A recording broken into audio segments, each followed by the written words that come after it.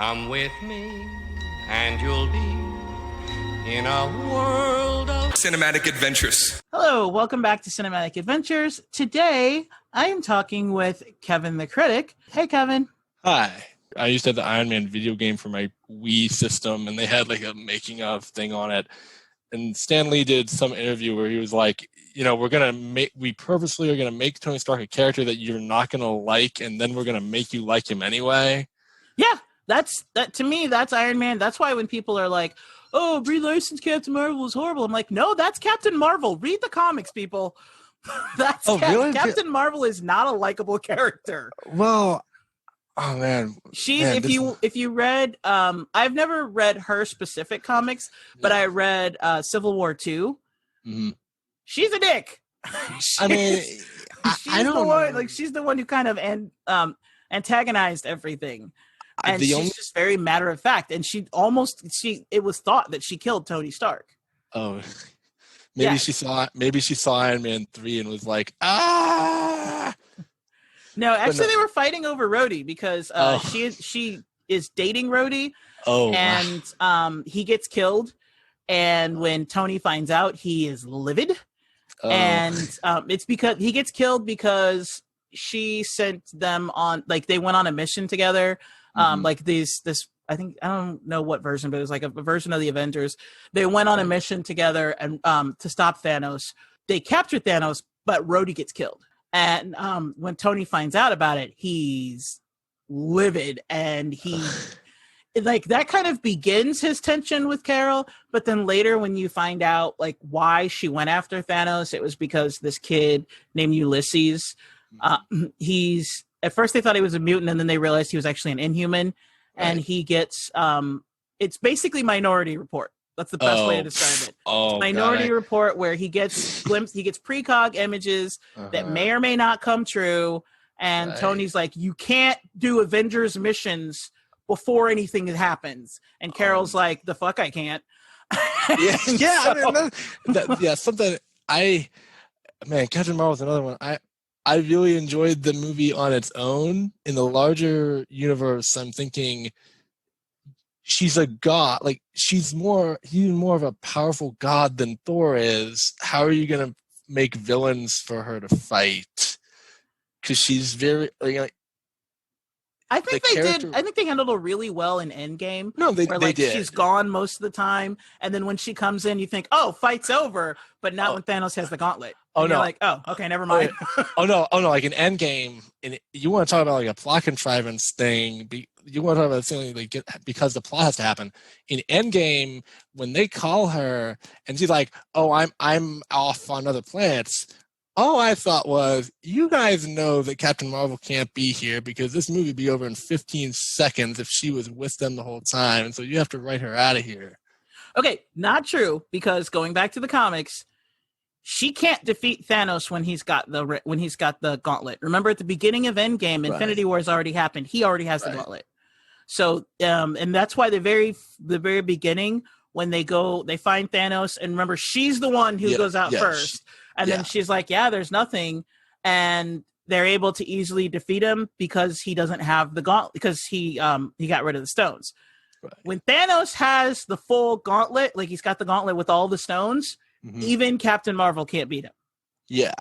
So, and they accurately portrayed that. And then it actually makes sense that she would leave because, like she said, it may have been a throwaway line, but it does make sense. Earth wasn't the only planet where that happened. I appreciate that they did that in terms of like she can't just stay on Earth all the time. Yeah, they even sent away other characters. She's not the only one who was off-world. Other characters were sent to other places. So to me, like that actually makes sense. But then when she knows she's needed, she comes back. Yeah, so I liked the way they handled that. But then again, still when she comes back, she doesn't like the fight isn't immediately over. She's still like, she's got the upper hand for the most part, but then Thanos grabs the Power Stone and he's able to knock her out. Right. So she's not like an actual god. She has godlike powers, but she can still be defeated. And I like how they showed that. Like, so that's why I think Endgame was like, they used her perfectly, where it's like just enough not too much. Yeah. But hey, she's not a goddess. She can be taken down. Yes. Now I do have to ask: is her like new haircut in Endgame like accurate to the comics? Yes. Okay, because I was wondering about it because I don't. To be honest, I don't read a lot of the comics. I enjoy this as superhero movies. So technically, So, both haircuts are accurate to the comics because Carol Danvers originally had long flowing hair that was Right. kind of curl at the end, and then in the in the universe that we're in now, like the current comics, she looks exactly the way she does in Endgame. She's got the short hair. She's got that exact suit. She didn't have that suit before. She had a black suit with like a yellow like band. So, and that was when she had the long hair because she looked more comic booky. Like, you know how like women in comic books are always wearing like swimsuits? Yeah. That's what she was wearing, like a black swimsuit with like a yellow band. And she had like long blonde hair. And then the new version of her is exactly like Endgame. She's got the short hair. She's got the, the spacesuit type of suit that looks exactly like that. Well, I mean, pretty much. So, yeah. So they did make her more current comic book accurate, but she never really wasn't comic book accurate. They just brought her into the current one. Right. This is about continuity nitpicking. You know how like they do the fan servicey moment in Endgame where all the Marvel ladies come together and everything? Mm-hmm. I was thinking that's really cool. Where the hell is Liv Tyler from the Incredible Hulk? She doesn't have superpowers. Neither does Pepper anymore. No, but Pepper was wearing an Iron Man suit. Still, it's just kind of... She could at least fight. Like, everybody that was there is a fighter. They brought all the MCU fighters back. So she wouldn't have been there anyway. Even if she was still in the continuity, she wouldn't have been there because she's not a fighter. Still, I just thought it was kind of like... I just remember seeing a lot of articles being like, all of the major Marvel ladies had this fight. I'm like, Liv Tyler didn't. You know who was actually missing, though? Who? Agent Melinda May. And Sky, aka Daisy. I think that they said that like at a certain point, Agents of S.H.I.E.L.D. was its own thing, which I felt really bad for the entire cast when I read that. Because I was like, they were hired on thinking they were going to interact with the movies at some point. Well, they did actually up until season 6. They season 6. That's how long that they were promised this is going to connect with the movies. It actually did connect with the movie. Every season. Yeah, because I remember the I remember because Winter Soldier connected with it in a big way. Yeah, for season 1, it's usually at the split. You watch the first half of season 1, and the reason why it was all boring is because they couldn't do the arc that they wanted in the second half until Captain America: Winter Soldier came out because they can't spoil Winter Soldier. Right. So you watch the first half of season 1, then Captain America: Winter Soldier, second half of season 1. In season 2, they discussed Thor. Because Thor: The Dark World had happened, and they talk about the convergence, and then you meet the Berserker. Lady Sif showed up once or twice. Yes, Lady Sif showed up, and then they even there's a little old dude who turns out was a Berserker, and he's an Asgardian. I remember. Oh yeah, it was Peter McNichol. They got to play him. Yeah, and May ends up grabbing the stick and like kind of going literally berserk. And then I remember later. I think it was later on in season 2 where they got the guy that plays Bosch, and he mentioned that Ultron had happened at some point. Age of Ultron happens in season. I want to say season 4. That was in 2015. Ultron was in 2015, so that would have been like 3 probably. Didn't it start in 2012? Yeah, okay, season 3. Yeah, because I think season 4 was Captain America Civil War. Yeah, season 4 is like the Civil War where the super powered people are being like hunted down. There are groups that wanted to kill all of them, and the only tie-in that they have with that is they say the Sokovia Accords a couple of times. Well, yeah, but there's literally a line where someone says an Iron Man and a super soldier, and they're talking about Captain America and Iron Man. And then, but then after that, that's what they say right before the split, And then when you come back from the second half, so you have the split, and then you watch Captain America Civil War. Then you get the second half of the season, and that's when you come back and there's the Sokovia Accords and everything ties in. And then Age of Ultron, I think is season 2. Maybe I think it's season 2. And this is the one that actually the movie is affected by Agents of S.H.I.E.L.D.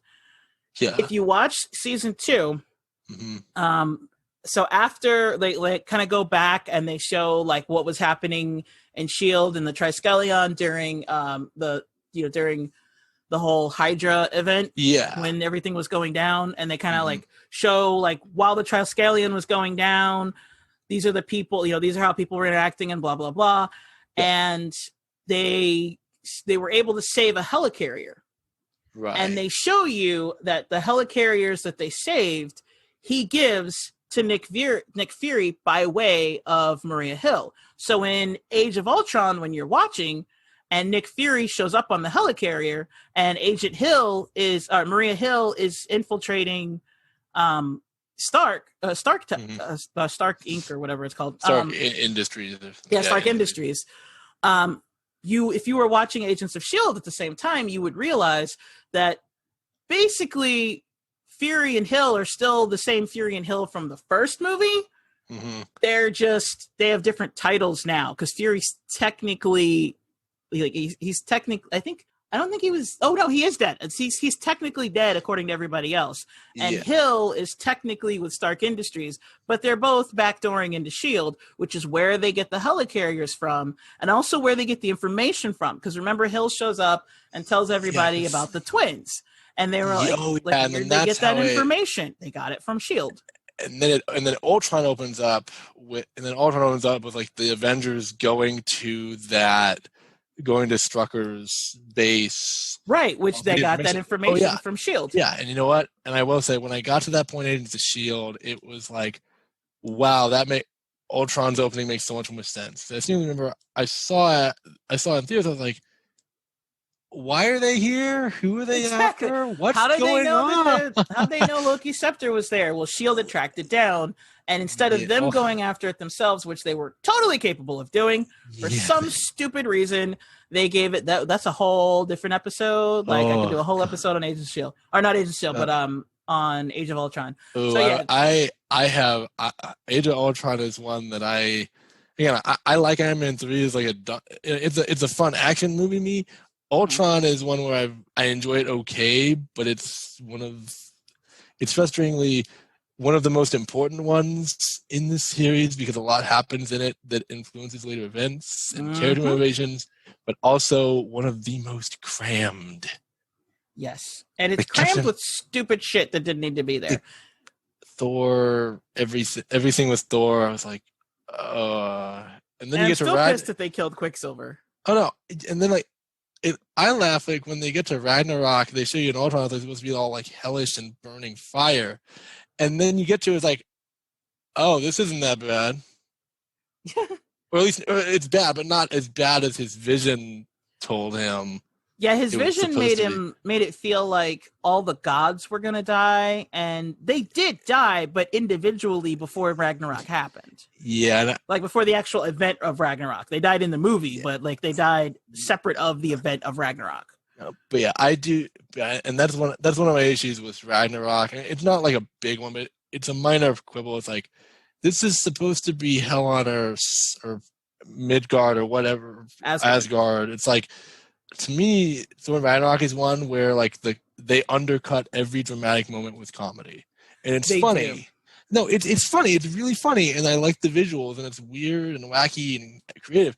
But one of my problems with that movie is that they undercut every dramatic moment with a joke, and at a certain point, I'm always like, okay, this is fun, but the emotion you're trying to put in here doesn't work as well as you think it is. I think they did that on purpose, and I understand it, and I'm okay with it, because if you were to take away the comedy and just look at the events that happened in that movie, that's a suicide fest. Like, nobody would survive that, because it is terrible. So you have to undercut it with humor because it's too dark. And that's what I think Endgame did really well, was it took everything that happened to Thor in Ragnarok and everything that happened in Infinity War and was like, this is the toll it took on Thor. Oh yeah. That's why I think Fat Thor was perfect.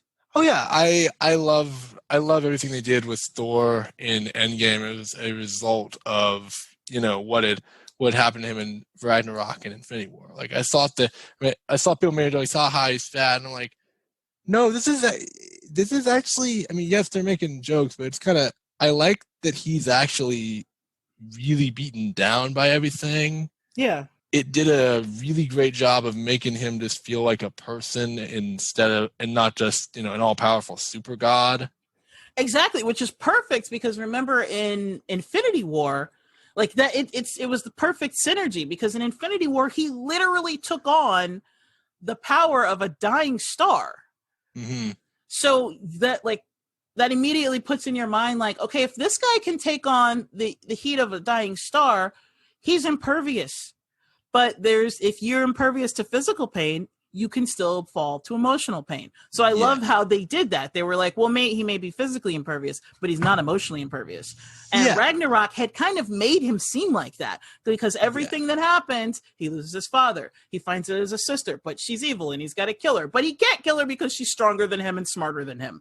And then he realizes, okay, fine, fuck it. I can't have the brother that I want. Like, he's not who I think he is. I have to go away from him, but then, oh, well, maybe he is, and then like in Infinity War, like he dies. And then he sees Heimdall, his best friend, die.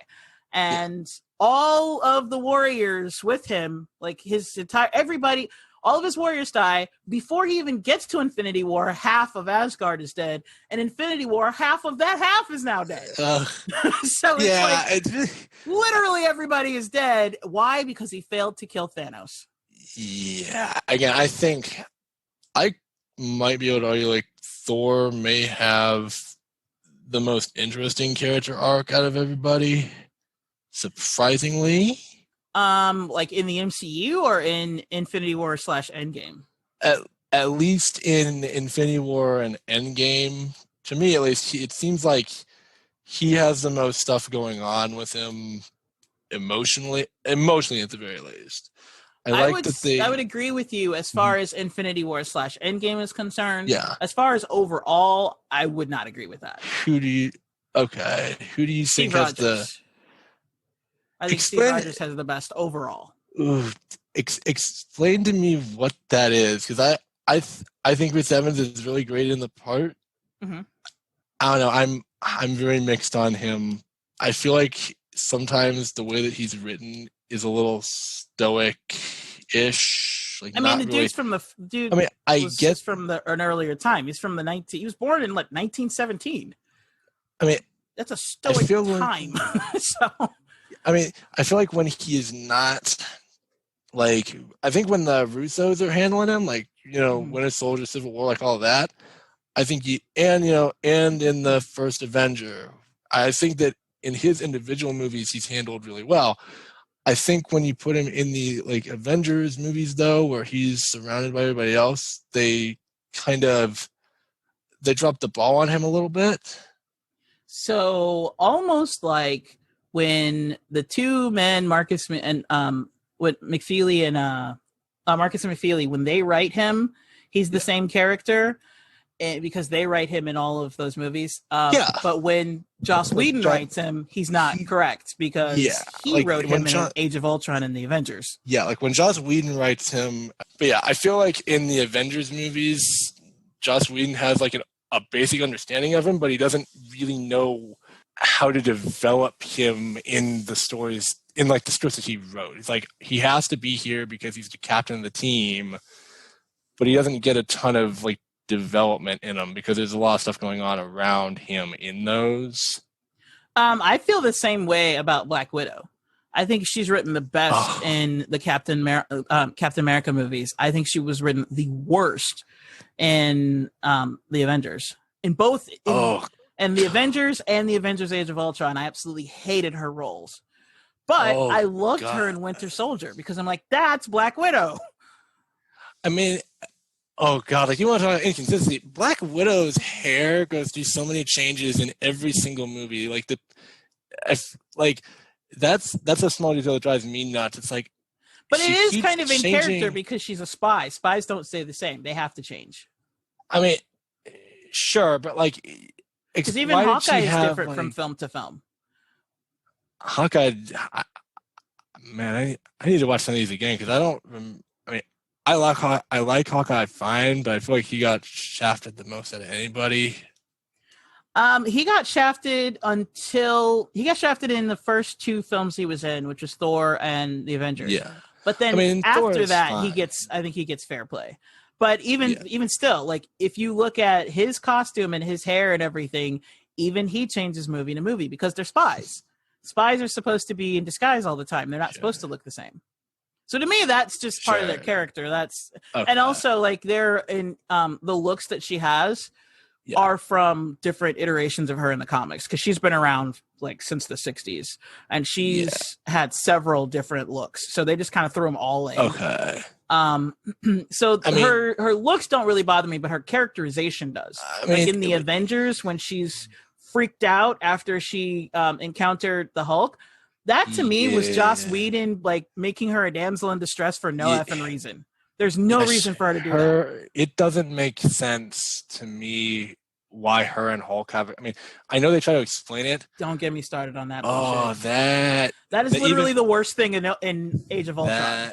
They have no chemistry. It's entirely forced. Why is she going to go from, in the last movie, you said she was terrified of the Hulk, which again makes no sense because Black Widow should be the most stoic character. She is just like in Winter Soldier, like she told Cap, she's anything you need her to be because that's how she's the ultimate spy. She can literally become anybody to be able, and in Iron Man 2, she did it. Remember Iron Man 2, Tony was like, I can't get a read on you because she keeps changing. Yeah. That's Black Widow. Yeah, and I'm sure Joss Whedon was like, well, anything she needs to be, well, I need her to be the emotional support person for Hulk. So, just no. And again, even when I saw Ultron back in 2015, I was like, this doesn't track. The actors have chemistry, fine. I think like Scarlett Johansson and Mark Ruffalo as actors have chemistry, but the way that it jumps through hoops to try and sell you on the romance, I'm like, I don't even think the actors have chemistry. Really? You know who she has perfect chemistry with in the MCU? Chris Evans. Yes, everybody knows that. It's right there. Oh no! I was geeking out with another friend of mine earlier today, and I came like, why isn't she with Captain America? They're both scarred soldiers. They're both kind of emotion. They're both they're not very good at like expressing their emotions. They're both kind of people out of time in a certain way. Speaking of out of time, no, not in a certain way. In the comics, she's only a few years younger than him. Oh, really? She too has a super soldier serum. She just didn't get the Vita rays. So she has the same metabolism. She has the same increased speed. She has increased strength. Again, her muscles didn't grow. So she's stronger than the average woman. She's faster than the average woman. Yeah. I get that. She can live cool for almost forever because her metabolism doesn't. It's like super fast. Oh, really? So yeah, she's like 8. Like okay, so at the end of this movie, or at the end of Endgame, Cap before he goes back in time, while he's still himself, he's like 108, right? Yeah. Black Widow, if they had made her canon, would have been like 90. Man, because she was born in 19. Yeah, no, she would have been. He was 108. She would have been 98 because he was born, I think, in 1917. She was born in like 1928. Oh wow! So does she still like? Did they come up with a reason like why she still looks like young? Or in the comics, in the movies in the movies they had her be born in 1984, and I'm like, you just fucked it up. But in the comics, because she had the Russian version of the super soldier serum, and so does Bucky, by the way. That recontextualizes about so many of the action sequences she's in, where she's like kicking and flipping around and doing all this stuff. And no matter how hard she gets hit, she just bounces back. That's always the thing about wonder. Like, man, I mean, strong female character, great, but she's like, but yeah, knowing that she's supposed to have the same serum, it's like, Yeah. Wow, why didn't you canonize that? That would have helped a lot of things. Yeah, and Like, why didn't you, even if you had to retcon it or change it a little, why not just say that the evil Russian ballerina assassin palace place? That's canon. That's how she got it. That's exactly how she got it. So her story in the comics is that she was a little kid. She was adopted by this man who was friends with Wolverine, and he taught her how to fight when she was like 4 or 5. Wow. And then she was trained to always fight and like spy, like know little spy things and everything. And then she was put into the Red Room when she was like 6 or 7, something like that. And she was trained to become, a lethal assassin. And then they gave her like when she was done with her training, instead of making her like an immediate spy, they gave her this like fake backstory of being a ballerina. So then basically enter Red Sparrow. Yeah. Because that's what I was thinking. I was like, pretty much. She's going to be arrested. Yeah. minus all of the awful stuff that I've heard happens to her in that movie. So, in Red Sparrow, no, like the training that happens in Red Sparrow happened to her when she was a kid.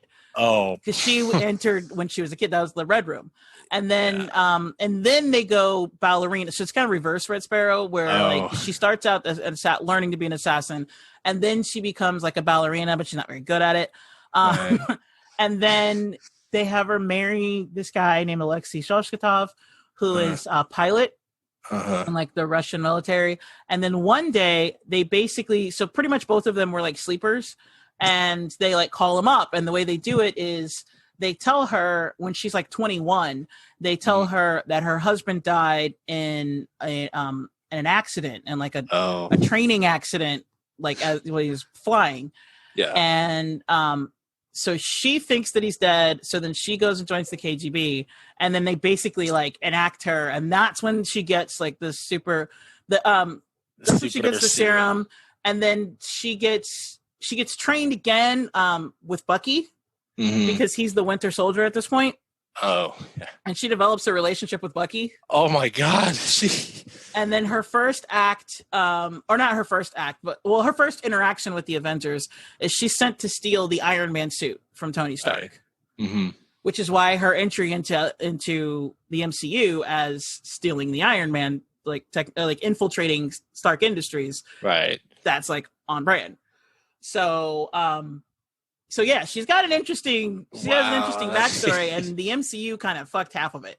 I mean, and now I'm trying to imagine like any version of Wolverine training with what is his name, Hop from Stranger Things, who's her dad now in the movies. Well, she was younger. So she trained with Wolverine, she was like a little kid. Like there's another funny thing about like her and Scarlet Witch both has this problem. They're supposed to be Russians, right? Why don't they have accents? Well, Scarlet Witch did have an accent, but everybody hated it so much they kept downplaying it every movie to where it's kind of gone. When it got to Infinity War, I was like, you're not even attempting to put an accent on anymore. I honestly think that what happened was the backlash of her accent being so terrible, and it's not necessarily that her accent is terrible. It's that everybody thought that the accent was bad. Really, like they just didn't like it. I remember people saying that they thought Aaron Taylor Johnson's accent was terrible, but I mean, everybody hated both of them. Oh God! I mean, I do think that she does a good job in Age of Ultron, even though that she's really underused. And the reason why Black Widow doesn't have a Russian accent is because she wouldn't be a very good spy if she retained her Russian accent, would she? Because she was coming to America during the Cold War, during the Red Scare. She can't have any traces of a Russian accent when she gets here, so it makes sense that she loses it. So now the movie's gonna have to answer. Her sister Florence Pugh has one. Which again, Or she doesn't have a sister. Russian? She's Or not supposed sister, to. or what is she supposed to have? Like, She shouldn't have a sister, as far as canon is concerned. She is, because she's an orphan. Remember, she was adopted by the guy who raised her. Is that guy supposed to be the Hop from Stranger Things, like the big jolly beard? No, that guy Like, is the Red Guardian. The Red Guardian is the guy who her husband Alexei ends up being. Oh. So remember when I said they called it, like, they were basically like sleepers and they activated them, and they did it by telling her that her husband died in a plane crash, but he in a piloting incident. He didn't. They turned him into the Red Guardian. Oh, she finds out later when she's trying to save Hawkeye, and I think Captain America ends up having to save him. But the Red Guardian grabs Hawkeye, who was her lover, and he reveals himself, and she discovers that it's Alexei, her husband. And now she's kind of caught between old and new, and Captain America has to come in and like help her out. Oh god, So that's what I mean by like the bastardization of the Black Widow character, because Leslie Shostakov is her husband. Not a father figure. Yeah, that wow, I never realized how little these guys care about the comics. I mean, again, like that doesn't impact my personal viewing of them, but I definitely understand why a lot of people don't like the directions they took. You know what? I liked most of the. I still like most of the MCU. It's just movies like Iron Man 3, Age of Ultron, and specifically her portrayal when she's written by Joss Whedon that irritates the shit out of me. Yeah, I think that. Yeah, I'd have to watch the Avengers again to see how I felt about how she was portrayed there. But I do think that there should be more connection. Like, the writers of these things should talk to each other so that they can like keep. Like, even if they're not going to follow the comics, it's fine. They should keep the film continuity together for the most part. The writer of the Avengers and Age of Ultron was the same person. It's Joss Whedon. Joss and Whedon. Here's a fun fact. Joss Whedon actually wrote Black Widow comics. Oh, really? He's written them. And I'm like, I know you wrote them. When he wrote comics about her, was she characterized correctly? I don't know, because I didn't bother to read them. Oh god. I mean, well, maybe his oh no, like something. This was supposed to happen. I'm kind of happy it didn't. He was supposed to write a Batgirl movie at some point, and I'm kind of afraid of what a Joss Whedon movie about a Batman character would be like, regardless of who the character is. Yeah, I honestly, so many people love to say he writes such strong female characters, and you have to define strong female characters if you're going to say that, because I look at a lot, not all of them, but a lot of the characters that he has written that are female, and I'm like, they are weak as hell.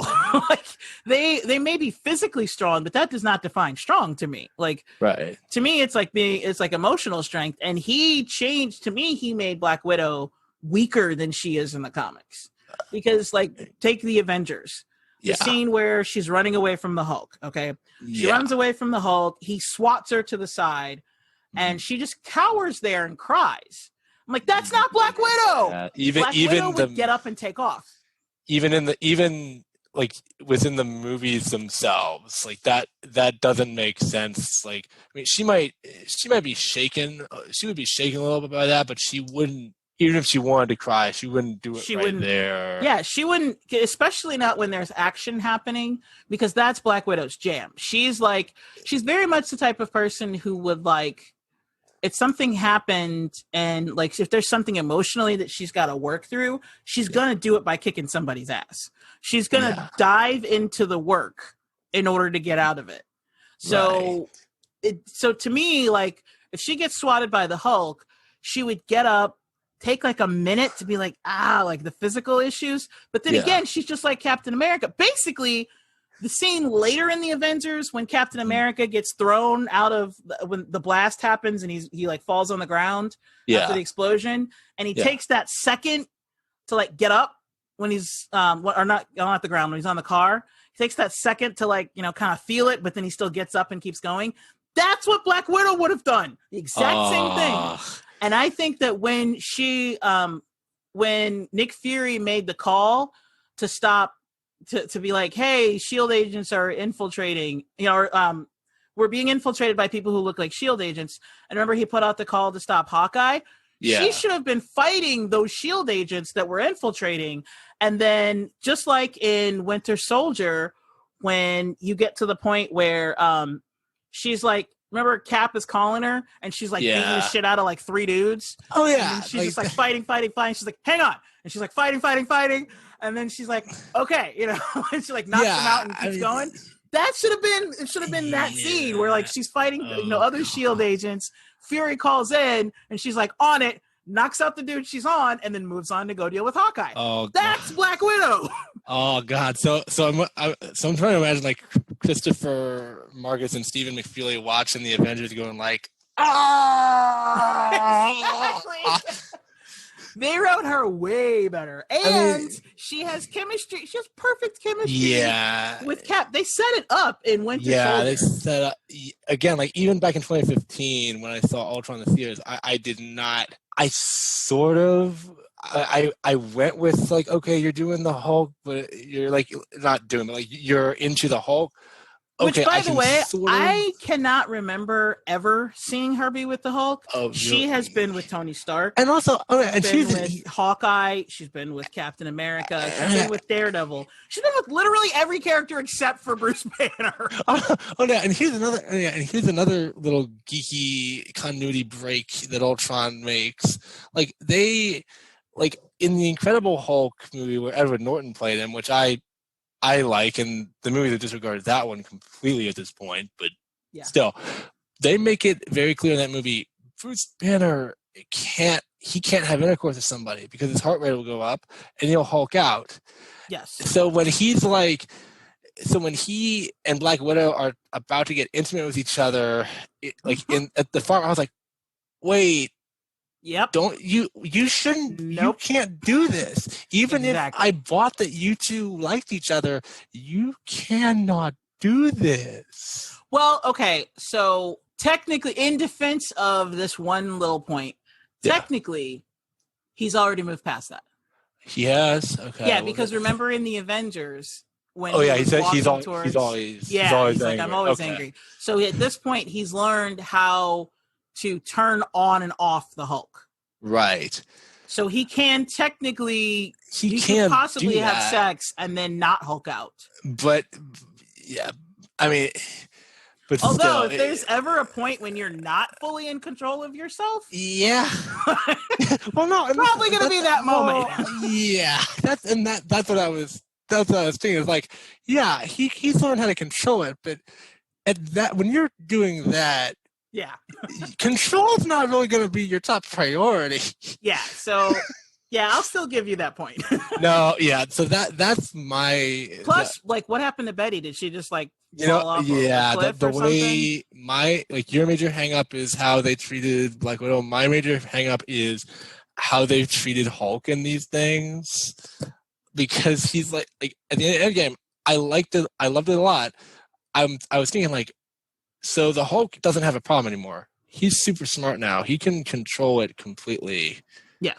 We're never getting any Hulk solo movies because the entirety of this character is based on his inability to control this monster. And now this monster has a doctorate. Yeah. We weren't getting them anyway, which is why they chose to do it like this, because Universal still has the rights. Universal. They don't want to. Yeah. That's why they were like, we're just going to throw the Hulk in other movies and give him an arc that way. Which is fine.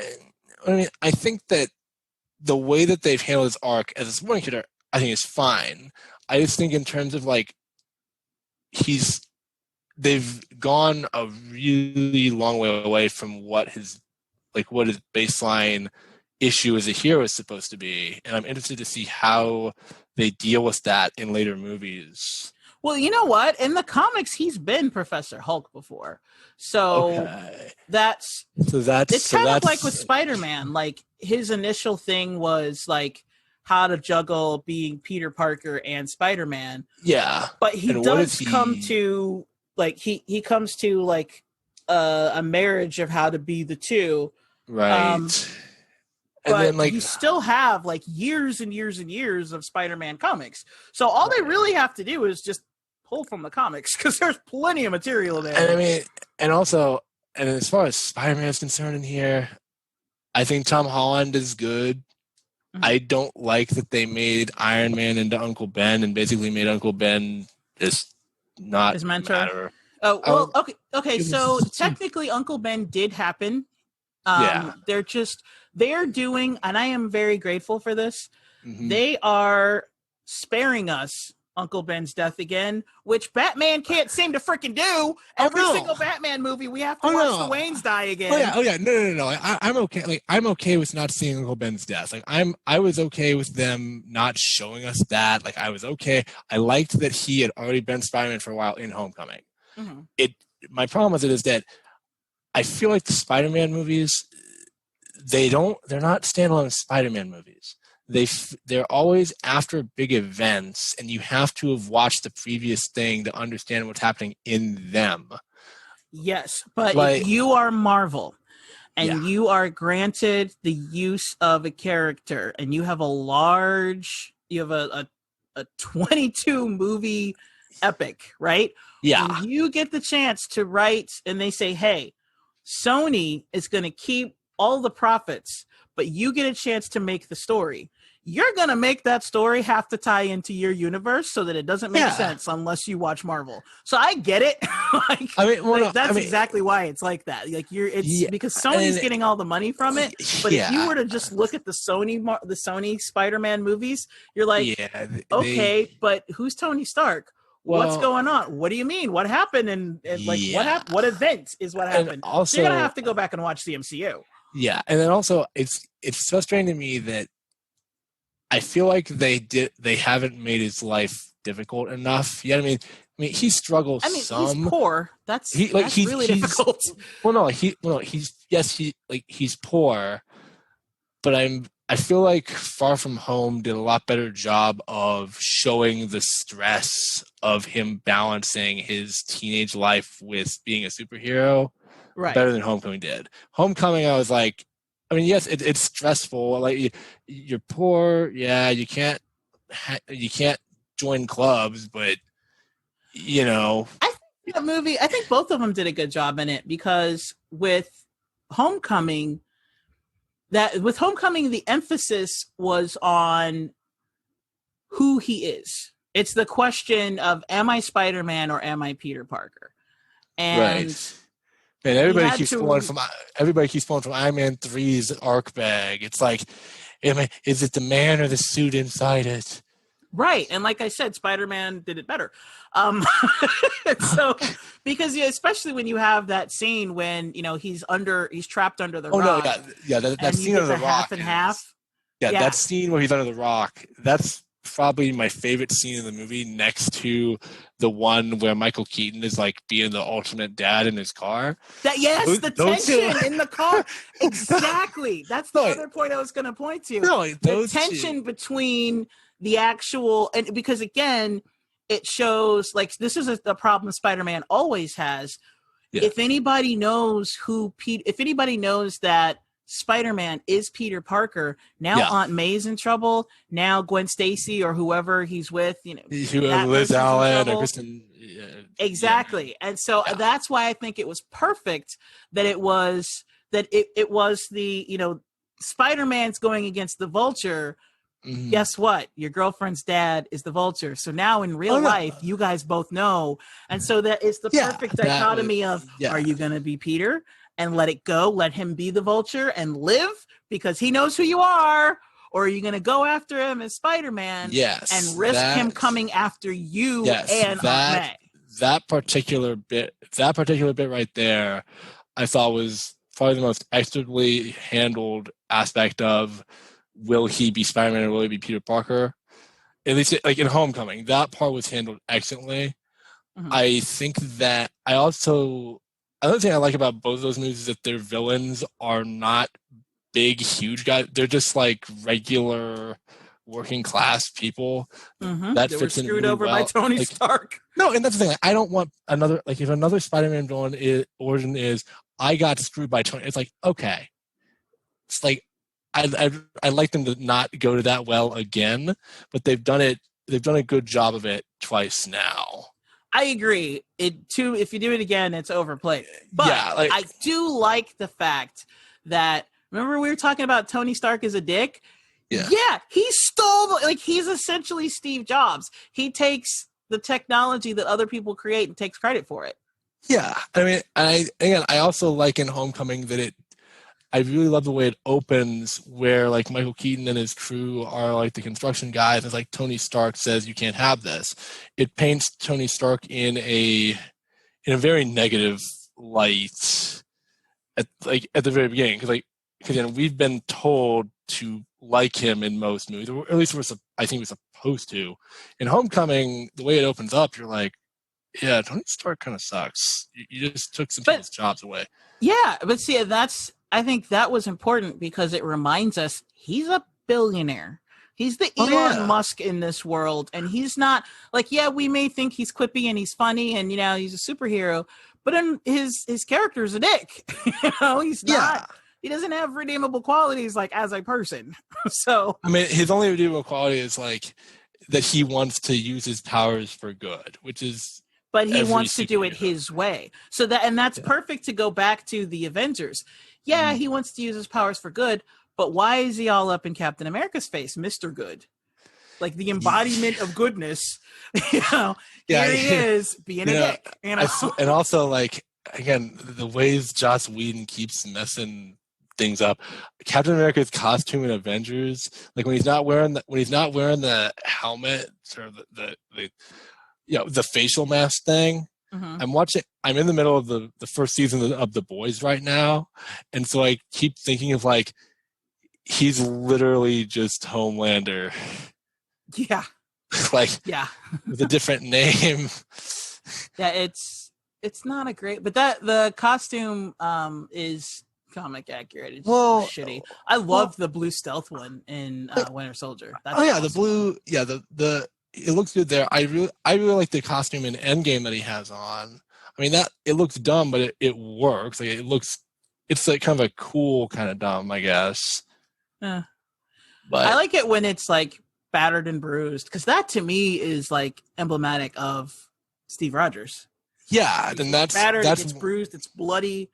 Yeah, it's still working. It still does what it's supposed to do. Yeah, and if there's anything those movies have done with Steve Rogers that is consistent, no matter who's writing him, I think they've stuck to the idea that his character is, at his baseline, somebody that will always they will always get up and keep fighting, no matter how many times they get knocked down. Yes. I loved in Endgame when they had him whisper "Hail Hydra." Awesome. I don't read comics, but I do like kind of follow the comics news and everything. So I remember. So you knew about I knew what they were referencing with that, and I smiled. I was like, that's really funny. I literally screamed because I read that. That was that comic event. Oh my gosh! Like I was on Facebook like, what do I do? It's the last episode. It's the last issue. I've got to find out how it ends, but it's going to end. If I read it, it'll be over. No, I was torn. Like, do I read it? Do I not read it? I need to know, but I don't want it to end. I think that everybody in the Avengers movies has done it. Like, I think they cast it well. Like, regardless of how comic accurate it is, I think that everybody that they've cast has done a really good job of the material they were given. I 98% agree with you. Okay, who do you think? One person I would have cast differently is Black Widow. Really? Well, who would I would have Mila? Well, either of the Milas. Mila Kunis or Mila Jovovich? Yep, either of them, because both of them are way better at a Russian accent. Especially since Mila Kunis actually is Russian. I don't know if I could picture Mila Kunis doing that, but Mila Jovovich. I mean, could you picture Scarlett Johansson doing it before you saw it? Well, no, but the only reference point I had for her before that was like Home Alone 3, because I was like, Oh, back she when was she in was a like, bunch of movies. She was in like He's Just Not That Into You. oh, She was mainly in like romantic comedies, or romantic comedies and like goofy chick flicks. yeah, I mean, I had seen it. Like I had seen her in a couple of things before. Like I remember I saw her in the Nanny. It was the Nanny Diaries one. Yeah, with Chris and Evans. Yeah, even then, they're like, and I don't remember much about that movie, but I do remember that they were really good together in it. Yeah.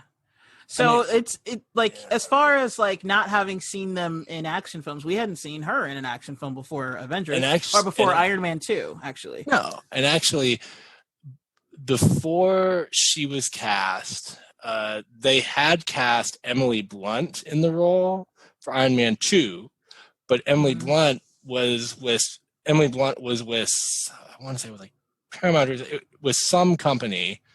She was under a 3-picture deal where she had to do 3 movies under that company. And that company said, no, you can't do Iron Man 2. You are required to do Gulliver's Travels and fulfill your contract. And watching Gulliver's Travels, you get the very distinct impression she does not want to be there. It is literally one of the worst. I don't even remember that movie. It's so long ago. It is one of the worst performances I've ever seen. And it's just so clear that she hates that she's there. I don't think she would. I don't think she would have been right for it either. I wanted either. So here are the ones that I think would do as good, if not better, than Scarlett Johansson. Rebecca Ferguson, but she's brand new. So she was in the Doctor Sleep, right? I haven't seen Doctor Sleep, but she was in Mission Impossible: Rogue Nation. Oh wait, yes, that. Oh yeah, I remember her. Yes, she was in Doctor Sleep. She was very, very good in Doctor Sleep. But again, she's brand new, so she wouldn't. Yeah, she's kind of coming up. But I would have done for at the time either Mila Kunis, Mila Jovovich, or Charlize Theron.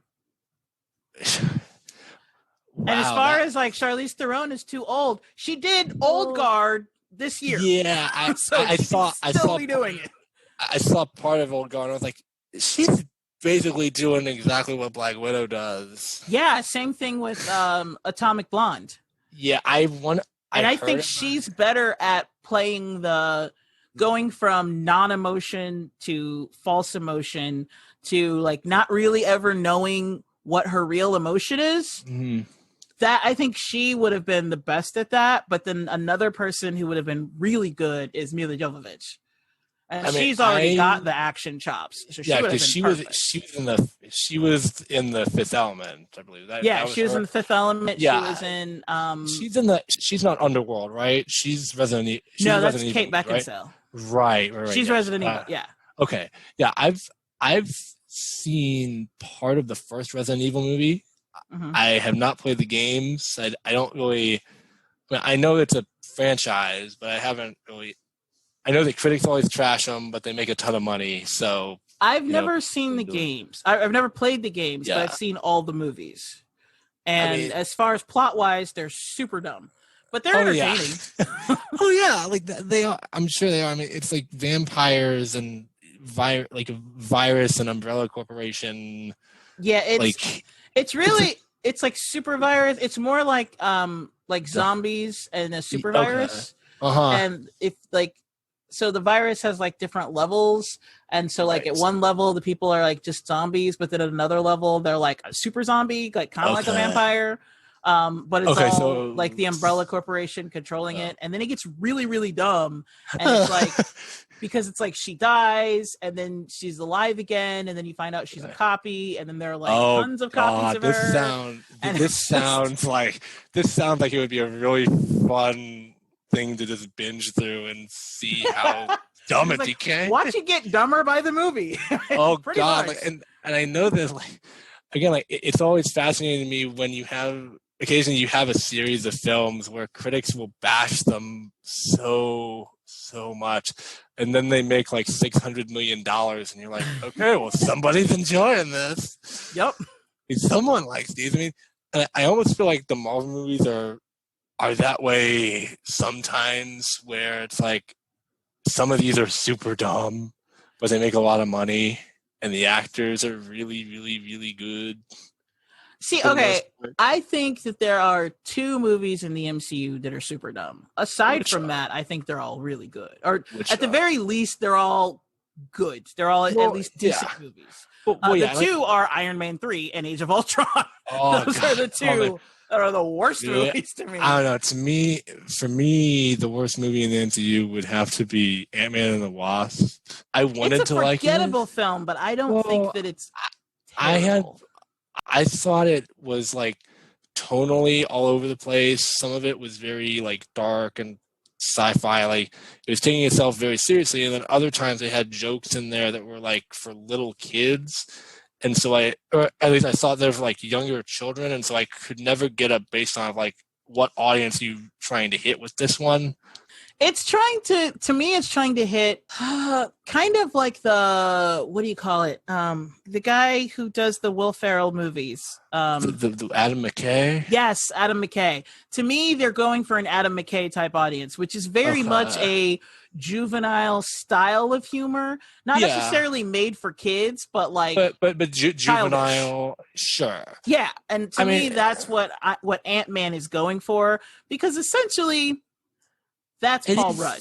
Yeah, and I get that. I mean, I remember I saw the first movie and I knew about all the production problems it had, and I felt like the first movie was remarkably well put together. I thought it was funny. I liked I thought it was creative in how it used the shrinking and everything. I mean, I really enjoyed it. So when the second one came out, I just kind of sat there going like, you're taking the science of this way too seriously. And also, why does Michelle Pfeiffer look that good after being stuck in the quantum realm after 20 years? That was I will take one further. She should have looked identical as to how she came out. Oh my god, are you kidding me? No, you've seen Endgame, right? God. The whole they use this whole thing as the principle of time travel. Where did she's stuck in the quantum realm for that long? Makeup? How did she use the restroom? What did she eat? How did she change her clothes? Where'd she get clothes? Why did she should have been in there for like just a few minutes to her, or like a couple of days? Yeah, like when she comes out of the quantum realm in Ant-Man and the Wasp, I could see the makeup gleaming on one side of her face, the way it was lit. It was like, oh my god, who looked at this shot? And she comes out in like Jedi robes. She should have come out in her Ant-Man suit. She should have looked the exact same age as Hope, because she should have looked like she went in, and then that would have prompted them to be like, oh, let's go, let's study. You would have understood why they were studying the quantum realm. Yeah, again, the entire time in Endgame, I thought they explained the time travel thing okay. I was like, all right, this works fine. Ant-Man and the Wasp, I remember sitting there going like, your time travel and your science are contradicting themselves every other scene. When you bring it up, you're telling me one thing, and then in application, it acts completely differently. I mean, Ant-Man's always been like that, because he's supposed to maintain his weight, but he can run on a gun. Well, it's not even stuff like that. It's just like, again, like, why does Michelle Pfeiffer look different? Why did Luke Skywalker have an extra pair of robes on that island he was on, and which he lent to her? Like, it would have been hilarious. And she came out a Jedi because she healed Homegirl for a minute, and I'm like, now you have superpowers. You can go to the quantum realm and get superpowers. Okay, it would have been hilarious to me if like she had like stepped out, seeing the Michael Douglas stand there, and then just stepped back in. Like, oh, you old? No. or like she, like, because I know that Hank Pym in the comics has a very negative history with Janet Van Dyne. Yeah, he was an abuser. So I have to wonder, like, it would have been kind of a funny wink, at least to me, if like she came out, looked at him, and was like, just scurried back in there. But remember, she would have come out for her daughter, because her daughter was a little girl. And then before I would have loved it if so remember in Endgame when he came out of the quantum realm, he said, they were like, yeah, you were in there for 5 years. He's like, yeah, but to me it was 5 hours. Yeah. If she had come out, she should have come out the same way. When she came out, she should have been like, they should have been like, it's been 20 years, and she would have been like, it's been 20 minutes. Yeah, and again, So like I she think, comes out expecting her daughter to be 7 years old, and she's a grown woman. yeah, I That mean, would have made for a way more interesting that would have third been act. that would have made for, again, like, they're trying to put like the emotional hook of the movie onto getting his wife back, and so when she comes out just looking like, Jedi, it's like, oh, she's okay. Yeah, so I would have, if I had the chance to do it, I would have had her come out in the beginning of the movie. And then That the tension would have been between her like assimilating, and of course you have a different villain because you have something else going Ghost, and the ghost. The villain didn't make sense to me either. It was like she's fading in and out of existence when she puts the suit on. Like, don't put the suit on. No. In general, she's fading in and out of existence. In general. Okay, so I must have missed that somehow. So the suit is just like her shield suit, because shield used her. Right. And they were like, oh, we can help you control it for a little bit, but only a little bit. And and I think the suit was like, it was part of what helped her control it. Mm-hmm. But when she took the suit off, remember when she was in that like glass chamber? Yeah. She took the suit off. She had to be in that glass chamber, or she would like keep phasing in and out. Right. And that's a wasted villain, by the way. The movie should have been about her being the villain. Yeah, I thought that too. It was like when they finally got down to what her deal was, like when they were explaining, I was like, that sounds really cool. Or at least it would be if we didn't have 25 minutes left. See, so this is, to me, like if I was going to rewrite this, I would have Janet come out in the beginning of the movie. Then you discover Ghost being the bad guy. You have hijinks ensue, yada, yada. Yeah, and then at the end of the movie, Scott and Hank have to come together to figure out how to go into the quantum realm to help her. Yeah, that would have been a lot more interesting than what they did, which is it took me about a half hour, but when I realized the movie was going to be a giant game of keep away, I was just kind of like, oh. Yeah, that wasn't. These are the lowest stakes in the entire series. Keep the small factory away for a lady we don't even know is still alive. Yeah, I think it would have been better to just skip all of that and just have it be about her herself, like not Janet Van Dyne, but about Faze.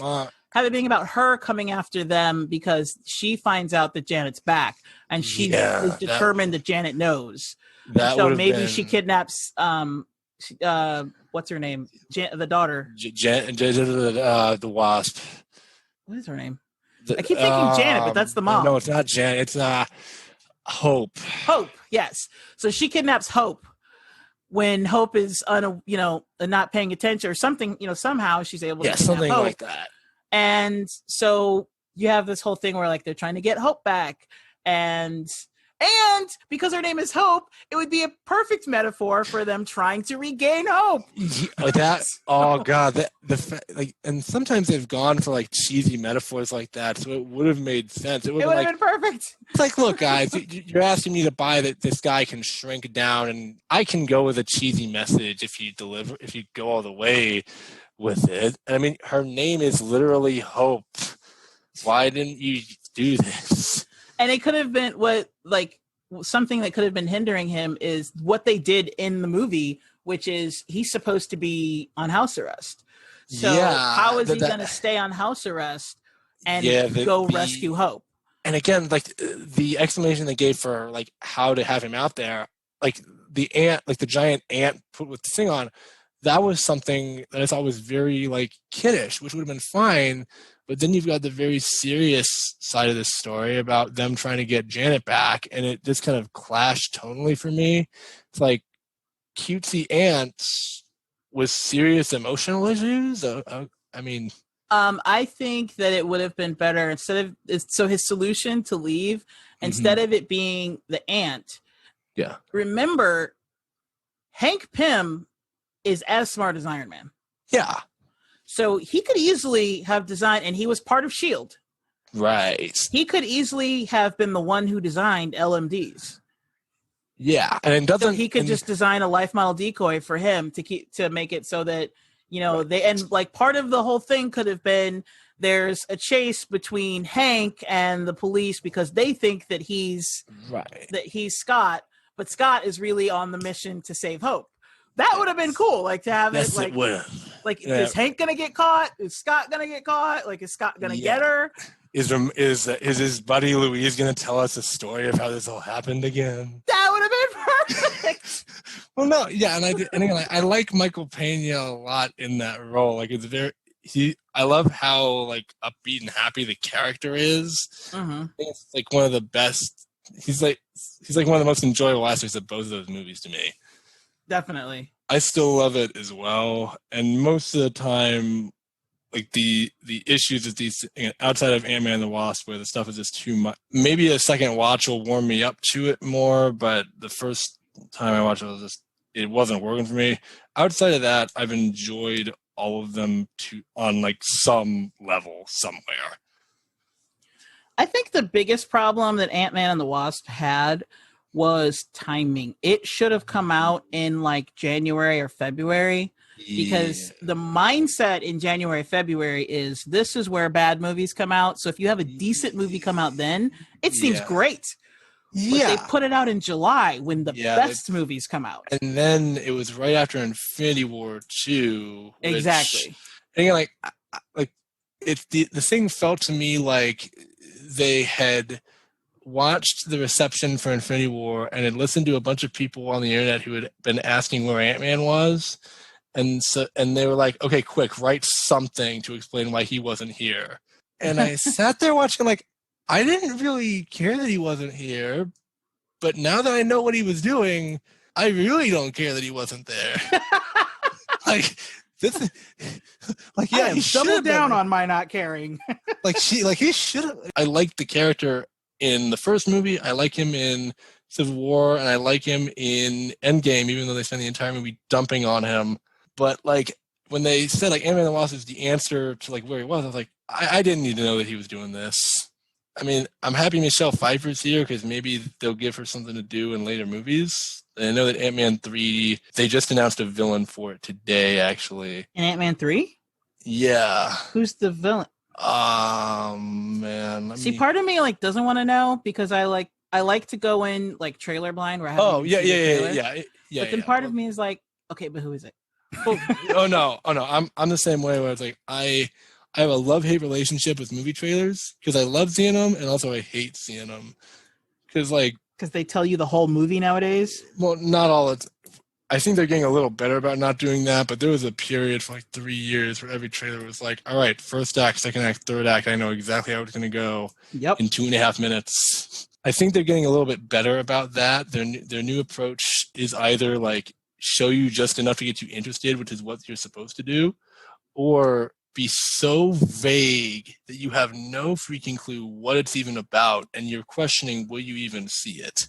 I think that works though. The vague, like, will you even see it? Because to me the best thing is when you're like, hey, here's a movie, and you're like, what movie? And they're like, this movie, and you're like, well, what's happening in the movie? And they're like, you have to watch the movie.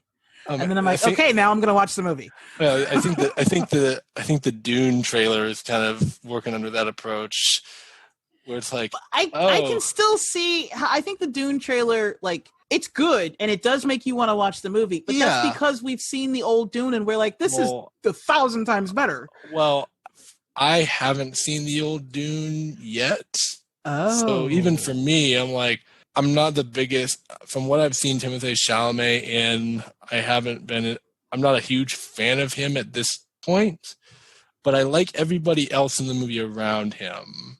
And I think that movie was packed. It's even got John Batista. I was like, no, what? You got Dave Batista. Or Dave, I was thinking I combined John Cena and Dave Batista into one person. I am a horrible human being. No, it's fine. That's You're like not a horrible. Monstrous concoction. well, John Cena's busy doing like playing with fire, and Dave Batista's getting Disney money, so you know. Yeah. But no, it is going to be interesting to see where the Marvel Universe goes, or even like how many movies it will. Like, I want to see the point where, like, in another 10 years, and that's the breaking point where people are like, okay, let another genre craze now.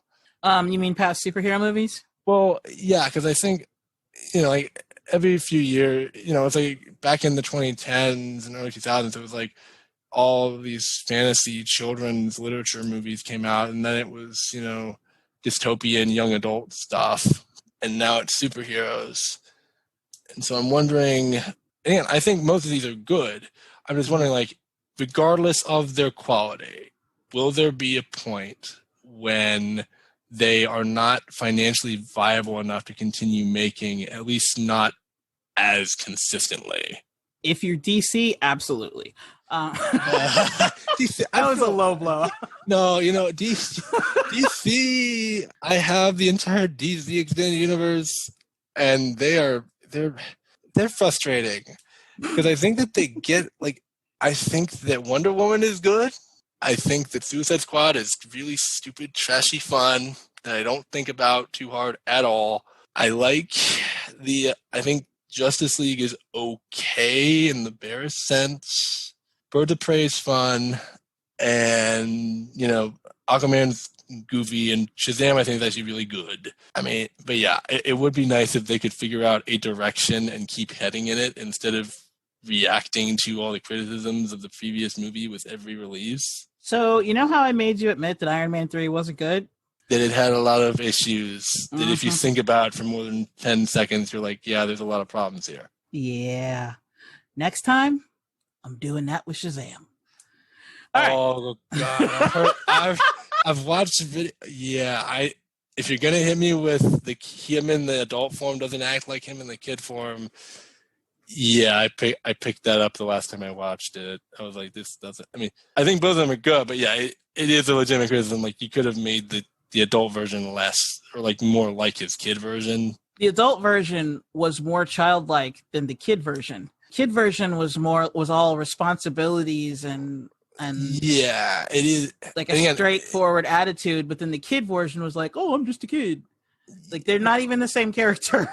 Oh no, and next time I do have better defenses than it's just the plot. Why I like it. We'll see, because I have way more to throw at you than this. So I'm sure I'm looking forward to that.